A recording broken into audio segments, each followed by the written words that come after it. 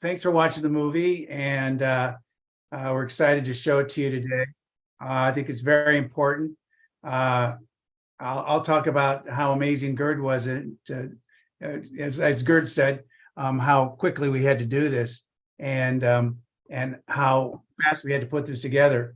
But yeah, anxious to talk to you and hear your comments and what you thought of the film. Great. So what we're going to do is basically go through the raised hands. If you want to speak, you have to raise your hand. It's at the bottom of the Zoom software. There's a raise hand thing, right? There's also reactions that you can use. So if you're disgusted or excited, you can use the reaction button. There's a chat box underneath. So please do type all of your chats in here. There's more people coming in. I will let everybody in as we're proceeding. There's a maximum of 100 on this show, so sorry about that. Let's get the first question. Does anybody have a question or a comment? Please raise your hand, and then we'll just go to you and put you on video for everybody. Okay, don't be shy. Yeah, okay, William, there you are. Bill, let's put you in here. I can just say the obvious. This is another one of your really positive interpretations of powerful events.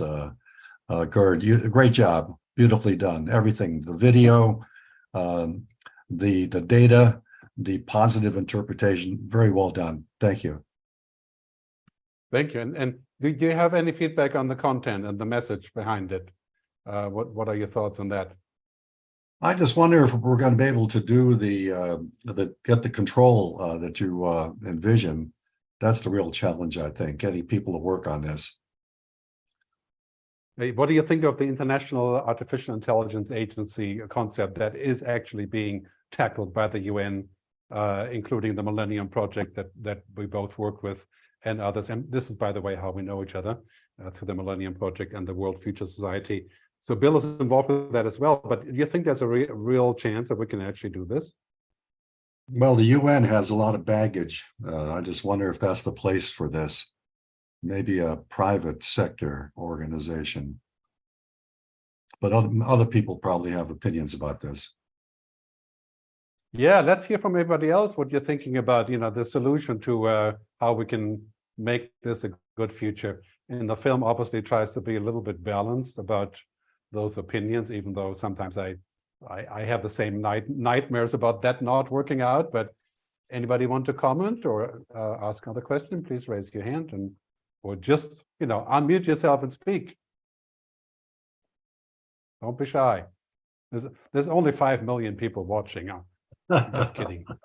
5 million AIs are watching. Oh, Anton. Okay, there you go. Why don't you come on in? You have to unmute yourself. There you go. Good. I think the complexity of this is astounding. I think the comment about the UN being full of baggage is absolutely spot on. And so I think the only way to mobilize the thinkers in the world that can make this real is to start being upfront in painting a picture of what the destination might look like. So what is that future that we see when we look up over the ramparts? And let's start getting a bit specific about it to create a story that gives people goosebumps so that they can then mobilize around outside of all the existing baggage-filled structures. And that's exactly. Yeah, I think that. I was going to say, Gerd, part of this film is a series. Well, it's a series that we're creating called Rebranding the Future. And Anton, you really hit on it. We attempted to create a storyline. Yeah. Right. Gerd in the future, coming back. I think it was Peter Leiden. So we were talking about creating more stories along these lines. And that's really what this was, just an attempt to get the discussion going about, can we start a conversation, right? Are there some solutions? Yes. But to your point, the thing to get mass audiences involved in this is more storytelling. Yep. Yeah. I mean, we got the facts out there, but people don't gravitate to PowerPoints, not to just facts. They need the stories. Yeah. I think one of the things that we were looking at while we were shooting the film is that to create a good narrative about the future, that's a really big mission. Chris wrote about this 6 weeks ago, and Anton, who's a good colleague of mine in Cape Town, South Africa, we talk about this a lot. How do we get the future not to be considered as shitty or perpetually bad? Or, how do we tell a different story? How do we rebrand the future like people rebranded New York City, right? Basically said the future is not going to be bad just because we have bad things now. We have more capacity to solve them, as Kevin Kelly says. This is a major topic in my speeches, because I meet a lot of people who are saying, oh, Gerd, you're dreaming. The good future, there's no such thing. Climate change and Putin and China and, and I don't know what you're smoking, but there's no good future. And this film is, I think it's important as a stepping stone towards how we can create that. Yeah, Chris. Exactly. And I want to pose a question to people, though. The hard part from a storytelling standpoint in creating protopian concepts is that they're always seen as Pollyanna. And the trick is you have to show a little bit of dystopia that comes out as protopia, which is what we achieved. We started to achieve with this movie. It was we're just scratching the surface. But that's the hard part. When anybody looks at how do we create positive stories, that's why there's very few white mirrors and more black mirrors, because people respond to negativity. We're kind of evolutionarily geared to do that. And so once we see stuff that's like hopeful and optimistic, there's a part of our brain that goes, I don't believe it. I'm skeptical, I'm cynical. I thought the positive applications were very, very encouraging. That's something that's lacking. You don't hear that. Yeah. That was well done. That's fantastic. Thank you, Bill. That's great. We're looking forward. It's one of the things we want to achieve. Well, I think one of the key challenges in the film, and also for this, and pretty much all along my work as a futurist, has been that we're like, overcrowded with older white guys. And it's hard to branch out and bring in the world. I've tried that with the Good Future Project. Young people, women, minorities from Africa and Asia. It's a really hard undertaking. If you look around in future organizations, most of people that do future work are kind of men my age, and that's becoming a real drawback as well, because our perspective just isn't enough. And I think this is something that we have to break through, to really find the good future as well, because the good future is very likely to be made by the younger, by the millennials, most likely, rather than people who have been experiencing the previous future for too long. There are a few hands up there. Yeah. Bring up, where are the hands? Okay. Sylvain, please take a look at the hands. Just bring on the hands here. Okay. Paul Ebbing, let's bring in Paul, okay? Paul, please, shoot away. Hello, guys. So I'm Paul Ebbing, calling in from the Netherlands, also involved as chairman in the Millennium Project, know Gerd already for quite a bit. I think all the things that you were talking about were really interesting and very concise in what the real bigger problems are behind it. While you were talking, and I mean you were talking a lot, and referring to the millennials and even the Z generation that we are seeing coming up now, their time span, their span of attention is lessening. So while you were doing that, and also for Chris, maybe make short snippets of core ideas, core things that you were talking about, and send that regularly. Not a 15-minute movie, what you did now, but cut it in pieces and work a little bit around that with small conferences that you only flesh out certain things. I mean, you just, between a couple of sentences, you were talking about a control problem that Stuart Russell is writing a book about, or wrote a book about. That is a major topic. And just a little thing around that, and then have the discussion about it. That is one thing. And the other thing, to change the world, I think we have to start with education, high school, universities, and even in primary school. to help people to understand what is going on in the language that belongs with that age. And I'm happy to work on that. Recently, last thing that I'm saying here is that I mentored a group of the School of Humanity, young students, 16, 17, 15, 16, 17 years old. They are open for these things and they understand the impact. They really understand the impact of what's going on, but they need a voice, people like us, to back them up. Yeah, thanks, Paul. I mean, it's kind of a curse and a blessing of being a futurist. Like, I'm sure, like my colleagues like Anton and other ones can, and Bill can subjugate to this. It's basically a futurist that needs an audience, needs corporate support. You know, that's just part of the job. And by getting corporate support, you end up not reaching the people that are the next generation, who are not in the corporate world, right? So I'm sure I've reached several million people in the business world, but for this to go broader, I think we need to broaden the narrative, yeah, and it has to go outside of this idea how we can do better business. And I think that's been a real struggle for all of us in this field. And I've done this thing with Anton called The World by 2030. It's the worldby2030.com, where we have a podcast that talks about all these things, about how we can do this. But yes, I totally get your idea. Now, make it shorter, make it more concise, make it more manageable. I think that's part of the the appeal for younger people to watch something that's 4 minutes or 5 minutes rather than 50 minutes. Or 60 seconds. 60 seconds, TikTok. Right. Okay, we got some raised hands. Let's go there. Let's go to, I think, who was first? Let's go to Craig Tilley. And yeah. Jan is up for a while. Yeah, I was actually last. So That's fine. Go first. Go in. Take it away. Okay, great. Yeah, so my whole thing is, it is all about storytelling, but on top of the storytelling, like for what I've actually been creating an artwork over the past 10 years, and it goes into 2030, and each month I create 2 new pieces. So the story, and they're created on what's happening currently. And then I made a game about it where these messengers from the future, they're warning us of what's happening and telling us that we need to change the way who we are, rather than, killing the Terminator. It's like, no, you guys need to change because you're what everyone's talking about. You're training the global brain. You're the parents of this global brain. So I've had that.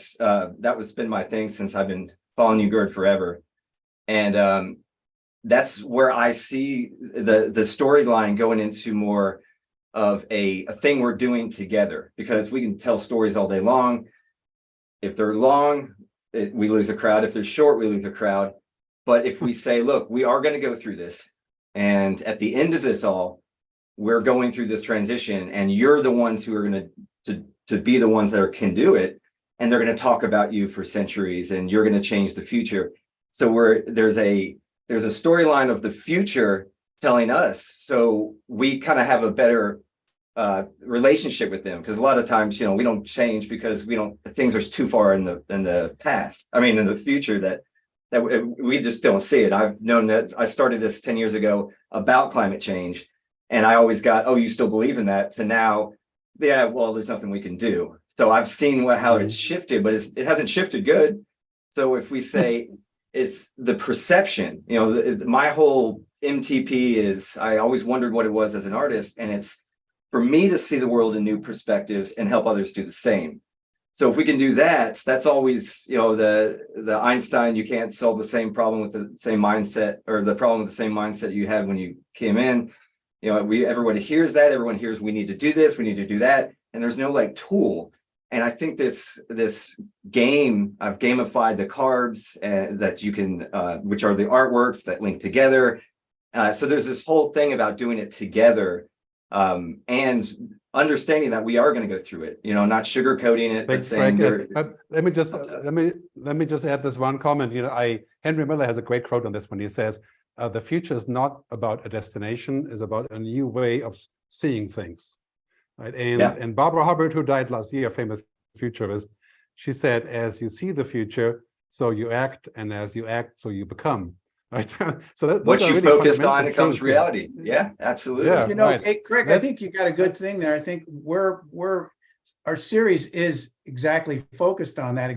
That juxtaposition is very good, because the idea is, especially for a futurist, as a branding for Gerd or for the other futurists out there, you know, that is your brand. The brand is that, not that you can foresee the future, but you've done enough research that you understand it, right? So that juxtaposition between 2050 or 2053 and 2023 is exactly the model that we're looking to create. I have a question for you, story-wise. Who's sending those messages back? Yeah, that's the end of the film. Let's go to William, okay? William Kerr. I think he's been waiting patiently here for a while. Please, William, unmute, and there you are. Oh, I'm talking from Toronto, Canada. Can you hear me? Yep, you're there? Yep. Yeah, okay. You mentioned a few minutes ago about the fact that this is all about the youth, and that the older white guys, need to kind of pass it on. My whole view is that this future is everybody's, whether you're 92 and you're living for a day more, or 60 or 40 or 30. It's everybody's future. So this should be an intergenerational attempt, because our present is determined by our future, not our past. So if you're going to have a great meal this afternoon or tonight, your present is saying, I can't wait for the meal. It's not about, oh, I had a great meal last Saturday. It's the same thing. Mm-hmm. Our future determines our present. And if it's only 30-year-olds or 40-year-olds that are, quote, working on this, that means everybody has to retire and have a lousy future. Well, again, I think, the main effort that we try to do in this film is we try to figure out if we can create a positive scenario about AI and the future that balances and gives us a good story about what is possible, rather than all things that aren't possible, or the things that are going badly, and so on. And I think AI is the first incident, the first example of how we have to use that story to create what the product actually should do. Otherwise we don't have a story, we don't really have a product. We have more raised hands. Let's go there. Let's go to Sue Snyder, please. Onto the stage with you. I might suggest just a couple of things. One is, why don't you start piloting some programs, and let me give you a couple of examples where you might do that. I live in Maryland, right outside of DC, and our governor has just started a new program. Basically, it's a service year for kids coming right out of high school. So these individuals are going to not only be learning themselves, but they also will be out in the community working. And my thought is, that's an example of a place where you could possibly, I know people involved in it, but I'm not actively at this point involved in it. But that would be a place where you could infuse ideas and see how youth engage with it and make adjustments. Mm-hmm. And the same thing, I'm working with a guy in Norway about some emerging leader programs in Europe. And that might be another place where you could infuse some of your ideas. So the first idea is around pilot, just pilot things with young adults and with older people as well. I agree with the gentleman that we all have to get involved, and that youth really have to engage, or it's going to go nowhere. And the second principle I would say is that use the ideas of change management. You're going to have early adopters, and you're going to have people that will never change. And so really focus your attention with the people that are what we call the swing vote, the ones that will start engaging, and then you get to a tipping point where a lot of people engage. And the third is, I'm reading a very interesting book that is shifting my concepts about the next generation. And this comes out of some women in Stanford that I find very interesting. And what I would say is that, people were saying that our language, how we present things to the next generation, and to ourselves too, needs to be informed by how they listen and how they absorb information. So here again, looking at some of the research that's been done and then marrying the storytelling with that might be of help. So I'll end with that. Great idea. Thanks very much, Sue. So, this is interesting because in the film, we also mention at the very end that we are looking to create what we call the Good Future Congress. And this is part of the idea of the LookUpNow kind of movement idea. To have a Congress that figures out a constitution, so to speak, for the good future. This is one of the things I've been talking about for 10 years, to bring in people like you're saying to contribute to that conversation. How exactly that would work, I have no idea. It's, right now it's mostly a concept. I've talked to some people in Brazil last week when I was there about doing this in Brazil. They were very excited about this, and it seems to actually fit Brazil very well as a project, given the new government from Lula, who's under a lot of pressure to take the petro money and forget about his green roots and just take the money from Petrobras and let them take out the oil. Anyway, so big story there, the Good Future Congress. Any of you have any ideas? Please feel free to chime in. And so you've seen the stats, of course, on millennials and Gen Zs, how they view the future. Over 60% of them basically think we're doomed. So that's this rebranding the future, why it's so important, because obviously that's unsustainable. I mean, they have a built-in cynicism and skepticism about any content, which is why you really need, as Gerd's been saying, Good Future Congress, big movement, that reverses that. And that's where even partnering with people that are working on that issue. There is a group down in Roanoke, Virginia, for instance, that's working on mental health issues around drug addiction. And they are having a month of September of hope.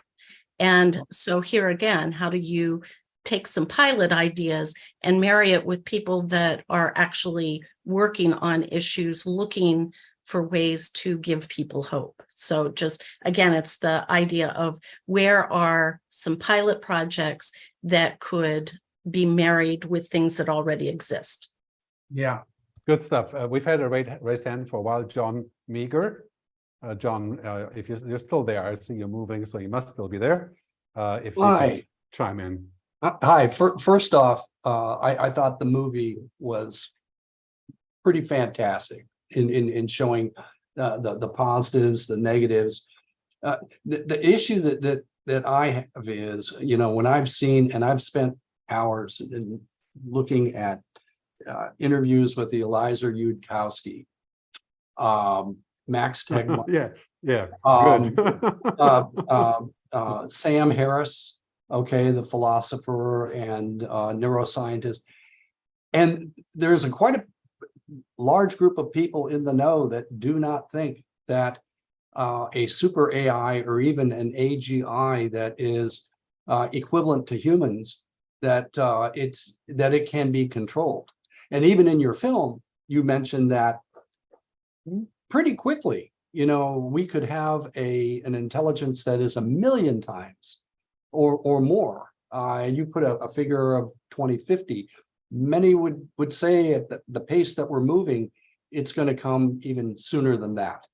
And so the question that I have is, or the contribution is, all the good things that you mentioned, Gerd and Chris, in terms of climate, cancer, energy, even the financial markets, all that could be achieved, in my opinion, with narrow AI and not AGI or super AI.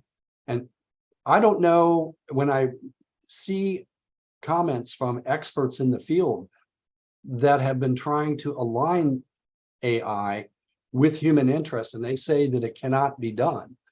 I wonder if John, let me chime in there, because just the other day, Jeffrey Hinton, the guy who used to work for Google. Oh yes, the grandfather of deep learning, really. Yep. Who did all the initial invention of backpropagation and all that stuff.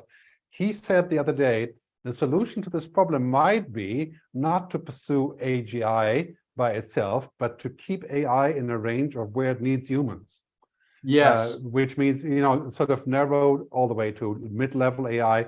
And I think that's a good approach, is to say, I personally get scared when I hear Sam Altman from OpenAI talking about how the goal of the entire company is to invent an artificial general intelligence. Yes. To which I'm saying, why do we need it? And exactly. Why do we want it? Right? If we can achieve everything, but that would also require international cooperation on where is the area that we do not exceed. And I thought in your film you mentioned certain things that we could invent that we've not invented, that we've not gone that far. That may be a cautious approach, especially if the collaboration and alignment, even among human beings right now, is absent.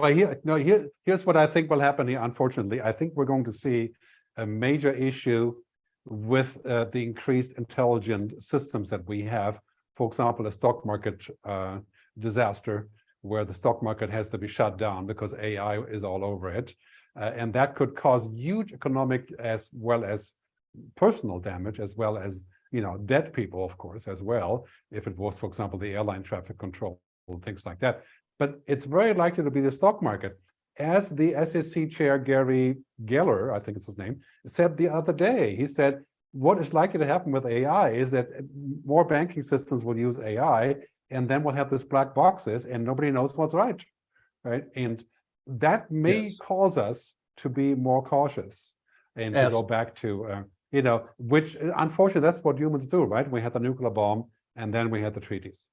But I think that's a great storyline too. I mean, that's what we're talking about with Protopia. So you've actually created a great conflict area, right? The middle of the story is dystopia, where, as Gerd said, could bring down the stock market, could affect air traffic. But the Protopia was, we made the right decision. So it's still a great story, right? And it turns out okay, right?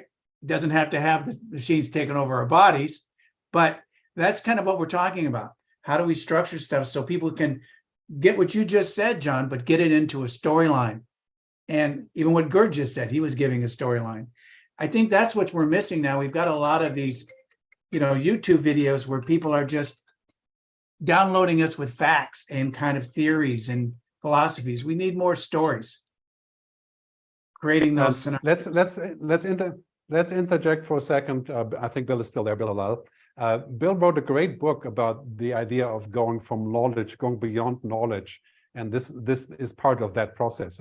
Bill, can you comment quickly about your book and why that's so? And then we're going to go to Jan. He's been patiently waiting. I want to comment about the existential threat. I'm hearing backlash to that idea, and I think it's needed because I think they're overstating the dangers.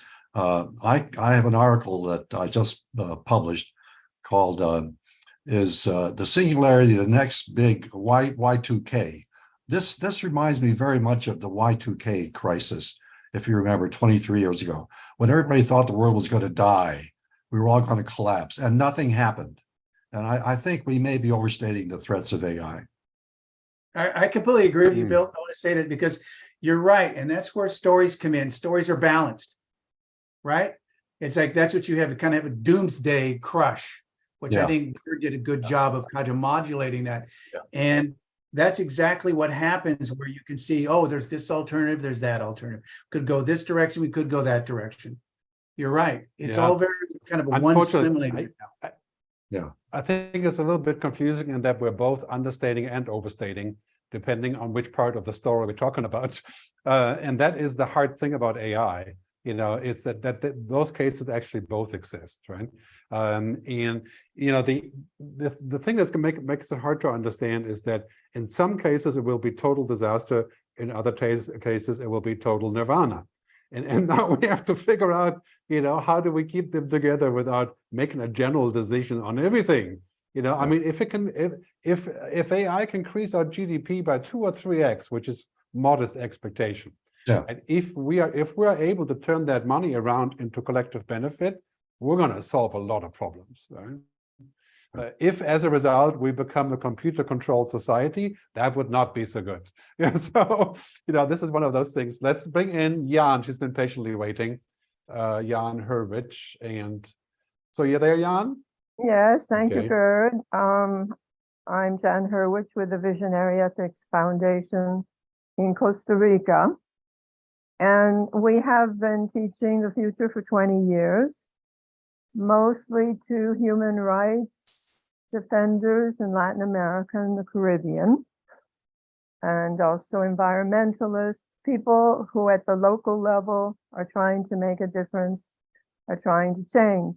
The past 5 years, we've been working virtually, and we have been using your Good Future film, Gerd, and we like it.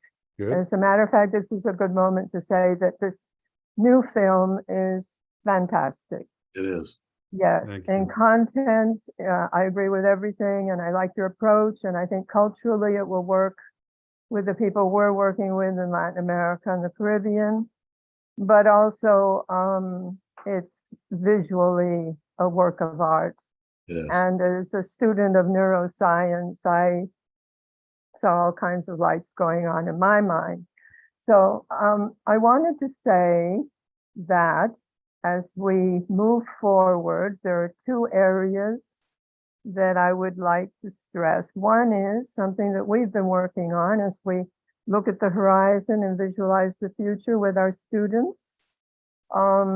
We also do some inner work so that we feel more resilient and more able to navigate the uncertain future. So it's a back and forth between the outer perception of what's going on, the interpretation, and the inner strength. The other thing I wanted to mention is that as we work with people at the local level, in local government and NGOs, university professors, we're in 11 countries in Latin America and the Caribbean, and have this year 18 future laboratories being set up. And we're going to have a meeting in January to present all of those and hopefully do something that will contribute to the UN meeting on the future in September. We'll see how that goes. But it is very important as we look at the needs globally, and that we do need the new commission and we do need the United Nations and all of that, we're working through the Millennium Project on, but we also need to mobilize at the local level. So that Thanks, that Jan. is Thanks where for- we come in. Yeah. Thanks for the reminder. I think what is happening, and it certainly has been in my work, that all the work on the outside and the technology, which is outside for the most part, has made me look more at who I am, as a person on the inside, and also cherish much more about what I do with that. So that's music, nature, contemplation. I think that's probably what happens to a lot of people. It's that it leads us back to deciding how can we be creative, how can we be resilient. And the main thing I've learned from working with many companies, and discussed with Anton the other day as we were preparing for our show, is that after having done future work for 20 years and he did for 35 years, there's certain things that you learn. For example, in the end, it's all about your mindset and your attitude and Right. your personality and your character and how you look at the world. Right. So I the think Barbara Hubbard gentleman, again said, yeah, the our gentleman mindset who- contains our future. Exactly. And the gentleman who said, do we really need AGI? I think is going in the right direction, because that's what we're saying here. How far what is progress? What is poverty? And what really do we need to be truly human and to be I don't need an AI assistant to be happy. That's true. Yeah. Well, maybe But I make do it- need make it- to I do need to read the Tao Te King, and I do need to do some other things. And that's sort of going back and looking at what we've inherited from the past. And here in Latin America with the indigenous, the original populations, Right. we learn a lot from them. And so that should be woven in too with what we do. Well, yeah, Yeah, what Costa you're Rica does doing, some- it sounds very, very cool. Like, so a lot of my work is in content. My biggest clients are Google and Disney. I have a big conference in a week with USAA, which is like the 4th largest insurance company in the United States. One of the things that's really interesting, and I think Gerd and Anton touched on it in one of their discussions, is that in this age of AI, the flip side of it is that human agency and human value is even more important. And Gerd talks about this too, technology and humanity. And one thing that our companies aren't doing enough of is really building up the idea of what is human agency in the age of AI? What is human value in the age of AI? Because it's changing, because it's more vertical thinking, less horizontal. But I don't know if companies are really concentrating on building up that human vertical agency, intuition, creativity, imagination, community, all that stuff, as much as I think to what people were talking about here, 98% of what they're spending is on how to bring AI into the company. Yeah. Yeah, Well, let's have Anton chime in here for a second, because we discussed this a lot in one of our shows. One of my major fears. One of my major fears is that companies will use AI as a way of removing the human component because it's too expensive. And to cut down to the bottom of things and just make it work in some way that's like half-assed, but it still works. But we don't have to pay humans. We don't have unions. We don't have opinions. They'll replace a script writer with a robot because the show would be just as bad as before, and things like that, right? So and that's one of my major fears as I talk to lots of corporates, and I think Anton can tell a story about that as well, is that the primary way of looking at the bottom line to get rid of as many people as possible using technology, I think that's a very bad approach. One question I do have, excuse me, has to do with subtitles in other languages. Is that being contemplated? Because to get the word out, we need subtitles. Yeah. The film is actually fully subtitled with captions on YouTube in Spanish and Portuguese. Wow. If you go to YouTube, you just hit the caption button and it brings up the Portuguese and the Spanish versions. They're already in there. So Anton. Thank you. Oh, thanks, Gerd. I was going to make the point, and you and I, we so aligned. You kind of knew that I wanted to make the point, which is quite interesting.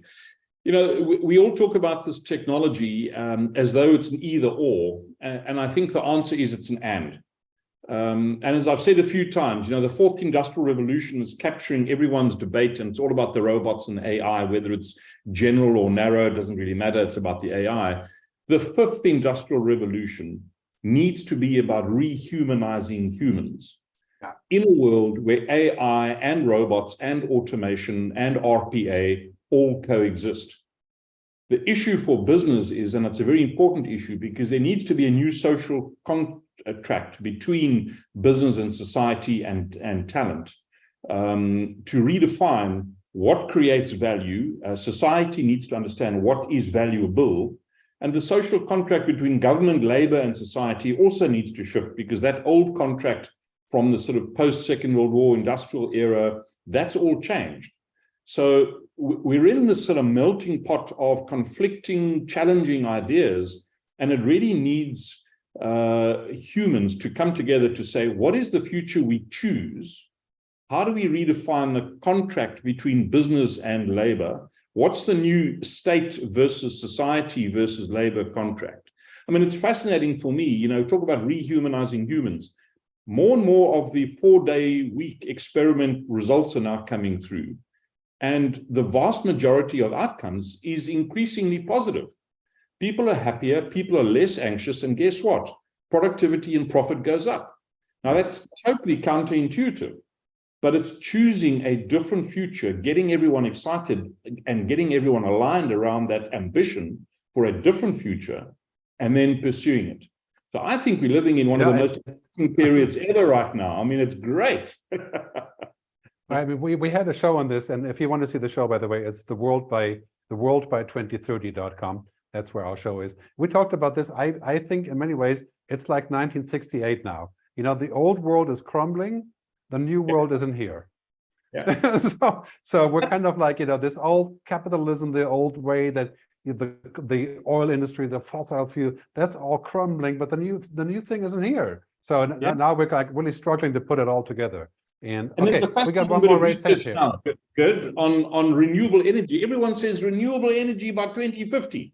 If you do the maths, we don't have enough raw materials, minerals, actually to create all the turbines and the solar panels we need. So it's not either or, it's a combination. And how we create that mix is the opportunity. Yeah, I mean, I watched a talk by Al Gore yesterday. You got to watch this one. It's a counterpoint, the TED thing that they're doing. And he gave a riveting talk yesterday or a couple of days ago. It's on YouTube about how the oil industry is playing both sides of the past and the future. Right? And this is a great example of what's happening, right? So in the end, nothing is going to come from them to actually get us to that new future. And it just kind of makes it look different. But you got to watch the talk to understand the context. Let's bring in Donna. We had a raised hand here for a while. Donna Williams. Yeah, please go on. Hi. We're here. Can you hear me? All right, hang on. Yeah. Tell me, unmute myself. Okay, can you hear me now? Yes. Gerd, Chris, I just wanted to congratulate you on a job very well done, and it's a gift to the world. So thank you for doing that.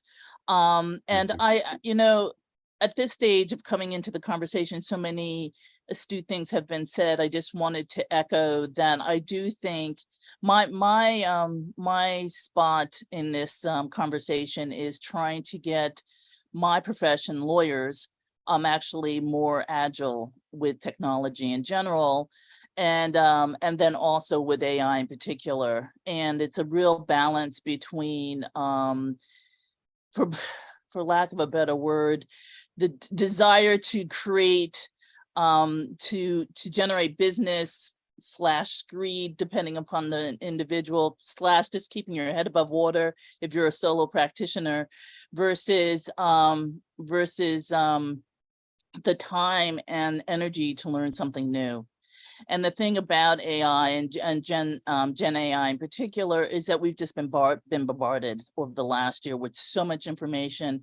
Gerd, you said in the Chris, you said in the at the end of your video, I think very astutely, the millions of articles that have been written in 2023 alone. It's overwhelming, and it's so overwhelming that it actually causes everyone to freeze and just hope. Keep their fingers crossed that actually they're going to get through this themselves and also get through this, with basically some normalcy intact. So, Thank you. So all I can say is thank you. I think the conversation's beginning. I put my information down below if anybody wants to have further conversations around this. I welcome them. Thank you. Great. Thanks, Donna. We have another 5 minutes. So I want to say one thing, and then I think we can take one or more people, 2 more people, if there's any more raised hands. I want to thank everybody in the network for making this happen. We worked very hard for half a year. I want to thank Chris for his dedicated work as a director and, putting up with my, bad habits while recording and everything. So that's pretty great. Sylvain Collet, who is the editor, he's on the call as well, but can't be seen right now, and who worked day and night for the last 3 months pretty much to get this film out. And we have plans for this film to become a series. The next show we want to do, if there's anybody out there who would want to develop it, is the future of artificial intelligence and the creative industry. So we want to talk about what's happening in Hollywood with the script writers, with musicians, with artists, with people who are creating things, and now machines are, parenthesis, creating things, copying things, simulating things. What does that mean for our future? And we want to do an episode on this. And so if anybody is interested in helping us with that, and we have about 10 episodes coming up, and just go to the website, lookupnow.tv, to find out what's happening next and what we're up to. And please do spread the word as far as you can, so we can get millions of people to watch this. And it will be available on Vimeo as well for downloading in a few weeks. And like I said, the language versions are now English and Spanish, and English subtitles that you can use on YouTube. But we'll do a burned subtitle version as well, where it's going to be there the whole time for downloading. That's really important. Any more finishing we were comments? talking about large organizations too, like we were talking, we were hearing about some of these groups that we can kind of merge with, we're open to that too. I mean, if someone has a large company that wants to learn about some of this stuff, and we can kick off the, technology versus human concept with them, what I think would be terrific. Human values, human agency, great part of this. Great discussion. Yeah, maybe I'll mention. Who's there? Yeah, I was just going to say, if you have time for just one more quick comment, I think the trend that I hear Anton and Chris mentioning about it reinventing what it means to be human, I think that's built into the technology, because the main impact of AI is to eliminate knowledge work, the work that we do. So it frees human attention to move up into the realm of consciousness and creativity. So I think it's built right into the technology. We just have to harness it. We have to be aware that this is what's happening and shape consciousness and shape organizations so that we can harness creativity and human welfare. It's a human choice. We've got to understand this and do it. That's a huge area, and we could, that's a whole nother Zoom, because that's something that, I mean, Anton, you work with a lot of companies like I do. They want the HR departments, the executive coaches, all those people that are all into that stuff. I don't know if they know how to put it together within the organization at this point in time, because they've got this hybrid thing going, like Anton talks about, 4-day work weeks, people coming back to work, right? And what we're finding is that, as Gerd talks about, what's called synthetic cultures. So what happens when people stay home more? Give you an example. I have a friend that's a big agent. When the agents go to talk to actors now, they don't call, they DM, they email, they text. They haven't talked to the actor in 2 years. And the agent that is part of our generation says, have you called them? Bill, they're afraid to call. It's called phone phobia. 70% of Gen Zers and millennials don't like using analog, don't like using the phone. Texts are easier. So this area you're talking about is, how do you bridge all this digital and human and get the best of both worlds, right? Because you know what the opposite, like the other side is, people want community and connection. Yeah. But I think, Chris, it goes way beyond that. Let's bring in Anton, then we have to wrap. Anton, please. It goes way beyond that. It also enters the realm of what is valuable. And of course, that goes into the heart of what is capitalism all about, and how do we measure corporate success? How does Wall Street regard you when you're successful corporate? So, is helping an old lady cross the street safely valuable? Of course it is. The state saves on medical costs, but that help is not recognized and monetized in the hands of the young person that performed the act. So how do we monetize humanness and goodness in a new economic capitalist system where we still reward entrepreneurship, capital, and risk? So it's a glorious debate to have, but it's one that But Anton, from where we are, and you're terrific at this, and so is Gerd, how do we make that into a story versus a debate? Precisely. Absolutely. Absolutely. Right. How do we transform all of this into a story? So now we have a third film. Okay. Oh, one of my hottest topics today that I speak on is the democratic enterprise. I think we're moving towards exactly that. Corporate 90% of corporations now practice ESG. They get a lot of backlash, but they're intent on doing it because they know they have to. Well, ESG is a hoax. I mean, ESG is a hoax. It's just it's not. No, they take it seriously. That's another topic. That's another discussion. It's a consulting thing for just selling more of what we've been doing for donkey's years. I think that's too cynical, Anton. Okay, let's get Marta to come in for a second. Marta Sotomayor had raised her hand. Let's bring you in at the end here, because a bunch of guys talking. Let's bring in somebody else a little bit different. So Marta, please. Thank you so much for the opportunity. And once again, congratulations for an amazing job. I'm a fan. Just dropping 2 or 3 key words that I think are massively important from my perspective. I work in Portugal. in the education sector, but also in the corporate world. And my field of expertise is hospitality. And when we are talking about humanization and humanize more, I think this is the field. And we were talking about, going into Hollywood and how much the holograms are doing their job. I think in the hospitality sector, more and more, we should be positioning ourselves. And I think what you do, Gerd, and this content is very useful to me when I go to corporations and specify how valuable it is to gesture, to not to help the old lady to cross the street, but to be kind and human and really have, I think will be ultimately the fields in terms of business to do the opposite and be really the moment where people will get out of the internet to the real world and have some, kind moments. I also would like to emphasize that all these questions that you were just having, for me, it comes within two words, ethics and education. I think what we are trying to discuss and achieve and pretty much look into, I think if we forget what are ethics, what is ethics, and I don't know if this should be brought back to discussion, but again, go to education. And I have lots of doubts on the academic world as it is right now regarding all these subjects. I think we're in the future with Gerd, you're the futuristic in the house and the optimistic. And I don't know how we'll push that because I think we're pretty alone. This is my insights. And thank you for the opportunity. You're welcome. Thanks, Marta. Portugal is one of my favorite countries in the world to go to and speak. For some reason, my book is very popular in Portugal, and it seems like a good match there.